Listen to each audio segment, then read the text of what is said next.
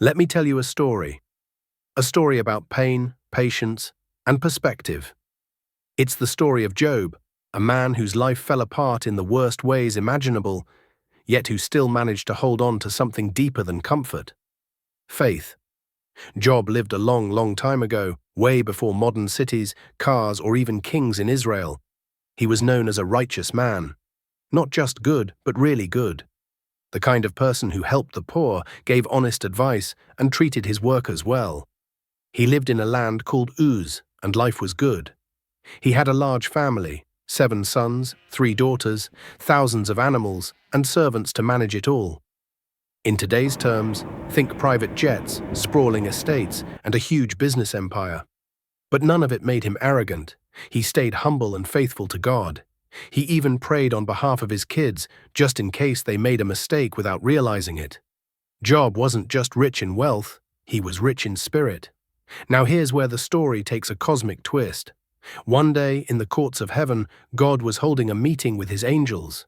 Among them was one figure who was different. The Bible calls him Satan, the accuser.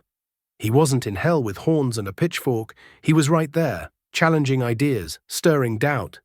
God, sure, Job praises you, but only because his life is perfect. Take away his blessings, and he'll curse you to your face. And God said, all right, test him, just don't harm his body. And with that, the trial began. In a matter of moments, Job's world was turned upside down. A servant ran in, Job's oxen and donkeys were stolen. Another arrived, his sheep burned in a fire, then his camels gone, servants slaughtered, and then the final blow. Your sons and daughters, they were all eating together. A storm came out of nowhere. The house collapsed. No one survived. Can you imagine that? Everything gone. Wealth, security, even his children. Job fell to the ground, tore his clothes, shaved his head in mourning. Naked I came into this world, naked I'll leave. The Lord gave, and the Lord has taken away. Blessed be the name of the Lord. Even in agony, Job didn't curse God. He grieved, but he didn't lose faith. Back in heaven, Satan returned. Sure, Job passed the first test, but touch his body and he'll give up. No one suffers like that and stays loyal. And God said, very well, do what you want, but don't kill him.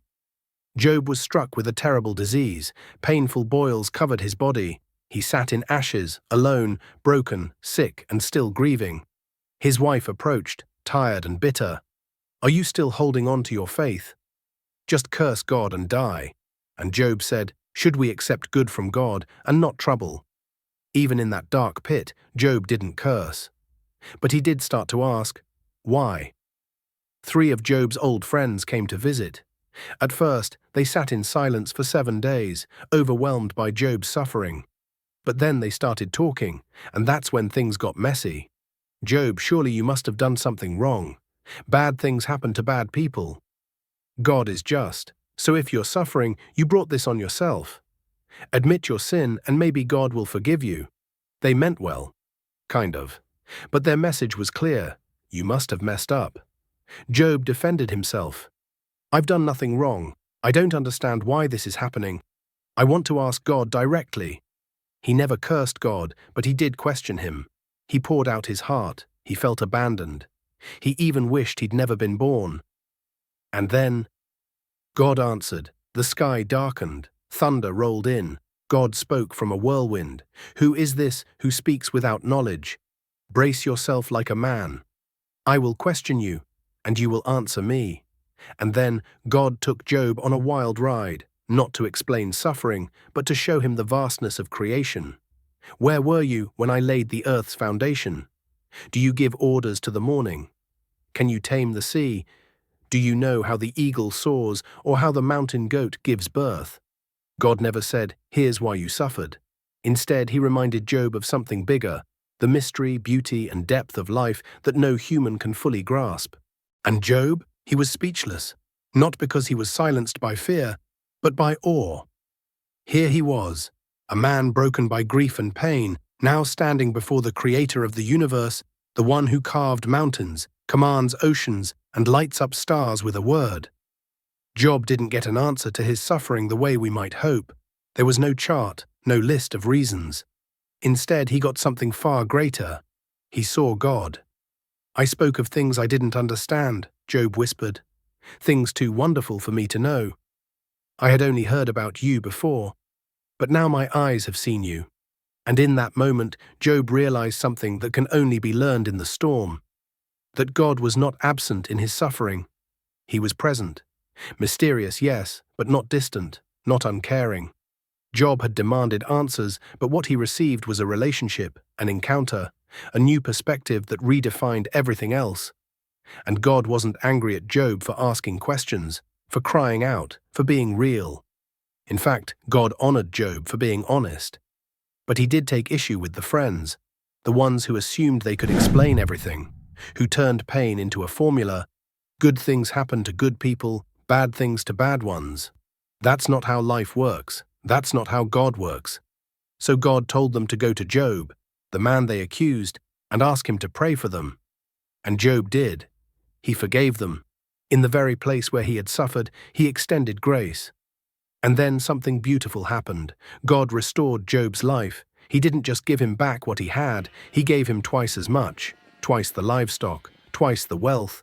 And though nothing could replace the children he lost, God blessed Job with 7 more sons and 3 more daughters, described as the most beautiful women in the land.